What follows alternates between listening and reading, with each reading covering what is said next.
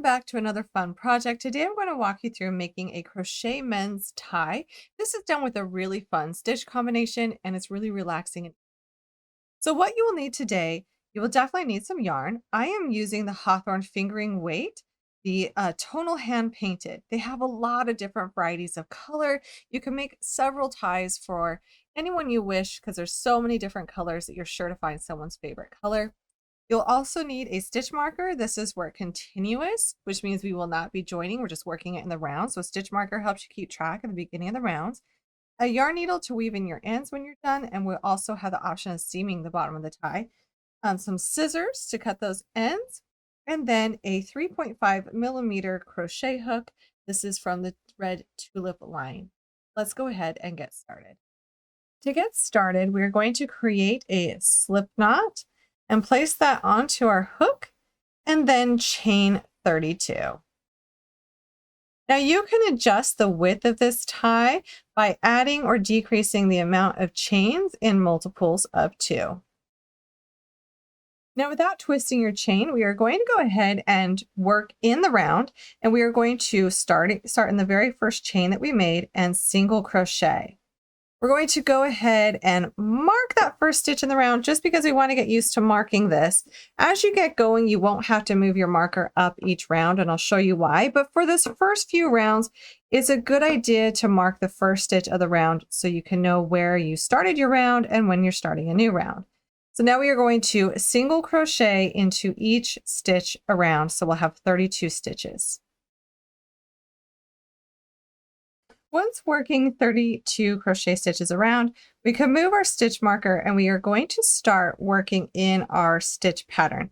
Now you'll notice there's a bit of a jog in this round. You'll see that this is lower than this because we're working crochet in the round. That's okay because when we come back to finish off this bottom part, we'll either seam it shut or when we weave in our end, we'll even that out. So now for the very first stitch in the round, we are going to be starting our established stitch pattern, and that is a split single crochet in the first and a single crochet in the back loop only in the next. And those two stitches are repeated around and around and around. Now let's talk about the split single crochet. When we look at the front of a stitch, we'll see that there's a V. A split single crochet works right into the center of that V, and on the back comes out where the V is upside down. Then you'll yarn over, pull up a loop. When you pull up this loop, this is the most critical part of a split single crochet. You're going to pull that up a little bit higher than you normally do before you yarn over and finish that stitch. The reason why is we want enough space in this V for each time we work around. If you find that that stitch is difficult, it usually comes down to a tension thing, and it's pulling up that loop to give it space so that when you work it in the next round, it's really comfortable to do. Our next stitch will be a single crochet in the back loop only. And that's the stitches we are going to repeat around and around and around. So for this entire round, we're going to be doing a split single crochet and then a single crochet in the back loop only. And then on the very next round, you will always work a split single crochet and a split single crochet and a single crochet into the back loop only. Now let me show you what that looks like when we have a bit more length to this. So as we work this around and around, you'll notice there is a slight slant to the stitch. We can block that out, or you can leave it to give the tie a little bit of a different texture. Now I want to show you this stitch again, that we've got this some length here so you can really see how this is working up. So the split single crochets go right into the split single crochets, being sure to pull up that loop before finishing the stitch, and then single crochet in the back loop only in the next. And we're repeating that for a total of 82 rounds. You're just working up the front length of this tie. Now, if you want to go a bit longer or shorter, feel free to add or reduce the amount of rounds that you're doing. Ties can be different on different men. Some men are taller, some men are shorter, and the tie length does make a difference. So it's good to maybe hold it up to someone or judge their height a little bit to see if you might need to add or decrease any. Remember, these will stretch a little. So it's not like a silk tie that really holds its shape. This will hold the shape, but it also has a lot of stretch to it. So when you tie it, it'll add a little bit more length as they pull to get that knot right. Now, notice where my stitch marker is. I wanted to show you this. Instead of moving my stitch marker up every single round, we can see these lines, like these split single crochet lines are really easy to follow, that if you just want to throw your stitch marker on one of those for the beginning of the round, it's really easy to see where the beginning of the round is, and then you don't have to mess with the stitch marker on every single round. So go ahead and work this up for 82 rounds, or the height that you want for this part, and then we'll start decreasing the tie. I want to give you a quick tip on working this as the tie gets longer and longer. We're constantly rotating it, turning it, working it continuously. So if you're working it on your lap and you want it to be a little bit easier, you can place it into a small shallow bowl, and this will easily spin on your lap as you work around and around.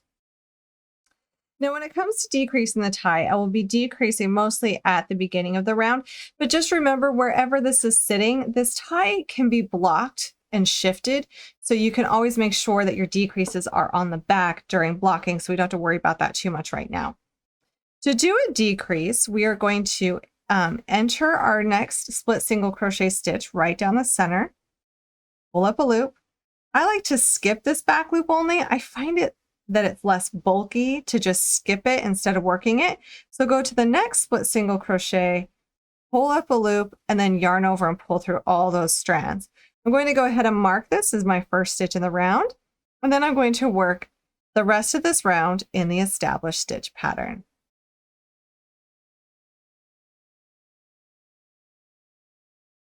So now that I've finished that round, it's time for me to move my stitch marker. And for this next round, we're just going to work it in the established stitch pattern without decreasing. But we'll see our decrease right here from before. The way I like to work this first stitch is as a split single crochet, and I like to go through both of those V's to help join them together a bit better. Yarn over, pull up a loop, yarn over, and complete that split single crochet, and I'll mark the first stitch in this round. And then I'll just continue in that established stitch pattern, working all the way around again. And notice how nicely that looks. We have a decrease right here, and we can just keep on going. So I've worked 2 rounds past the last decrease, and now I'm going to decrease again. And place my stitch marker and finish out this round, and then I'm going to work 2 more rounds.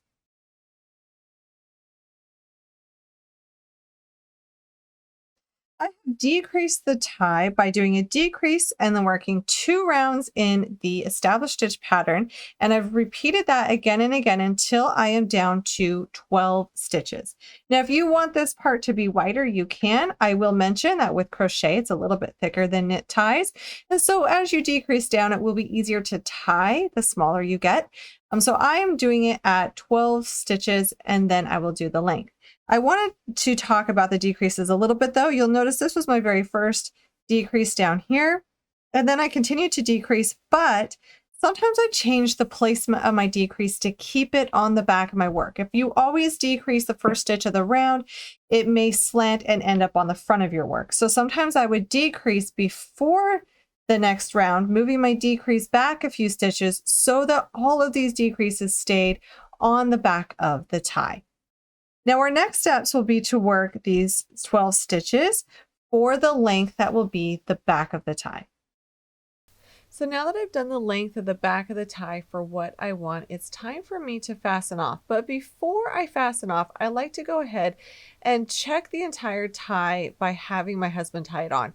If you don't have the person with you, that's fine. I mean, I don't even know how to tie ties myself, but you can always check the length of it before fastening off the tie to see if that works for you or the intended person that you're gifting it to.